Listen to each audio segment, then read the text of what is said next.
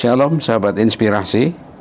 Saat ini firman Tuhan akan disampaikan dengan sebuah tema belajar keberhasilan dari Paulus. Sebagai ayat dasar untuk kita menjadi perenungan kita dari Filipi 4 ayat 9. Firman Tuhan berkata, "Dan apa yang telah kamu pelajari, dan apa yang telah kamu terima, dan apa yang telah kamu dengar, dan apa yang telah kamu lihat padaku, lakukanlah itu, maka Allah sumber damai sejahtera akan menyertai kamu." Adalah hal yang sangat efektif jika kita belajar dari pengalaman mereka yang sudah berhasil dalam hidupnya. Itulah sebabnya Alkitab menuliskan keberhasilan dan kegagalan dari tokoh-tokoh yang Tuhan panggil dan persiapkan untuk melayani umatnya. Paulus adalah salah satu pribadi yang berhasil di dalam melaksanakan apa yang Tuhan percayakan dalam hidupnya. Keberhasilan Paulus telah disaksikan dan menjadi sumber inspirasi bagi banyak pemimpin Kristen. Paulus adalah tipe pemimpin yang baik, tegas, berwibawa, dan penuh kasih. Apa rahasia sukses Paulus? Mari belajar dari 3 pola hidup yang dimiliki oleh Paulus sehingga ia dapat mempertahankan kesuksesan yang telah diraihnya. Pertama, selalu belajar rendah hati. Paulus tidak hanya mengajarkan teori tentang kerendahan hati kepada para pengikutnya, tetapi ia memperlihatkan cara hidup seorang yang beriman dan yang rendah hati. Dan apa yang telah kamu pelajari, dan apa yang telah kamu dengar, dan apa yang telah kamu terima, dan apa yang telah kamu lihat padaku, lakukanlah itu, maka Allah sumber damai sejahtera akan menyertai kamu. Filipi 4 ayat yang ke-9.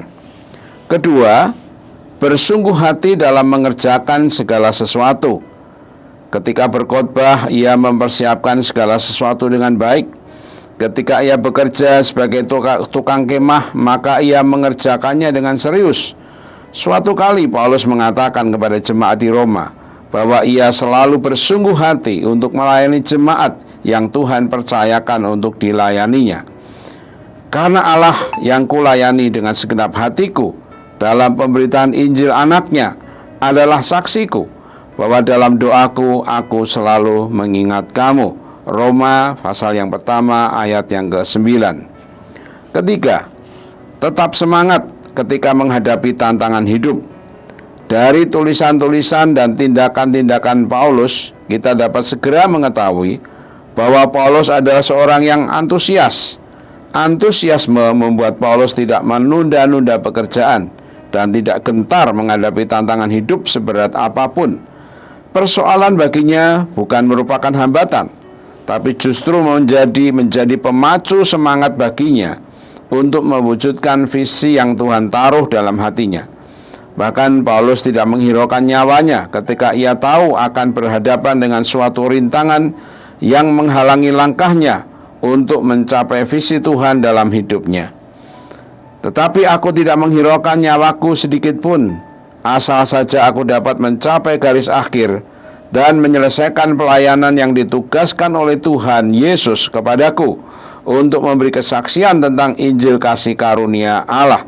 Kisah Para Rasul pasal 20 ayat yang ke-24. Tidak ada kata-kata yang menyiratkan keputusasaan yang keluar dari bibir Paulus, meskipun ia sedang terkurung di dalam penjara yang pengap. Penjara tidak memudarkan antusiasmenya untuk menyelesaikan tugas dan tanggung jawab yang Allah percayakan kepadanya.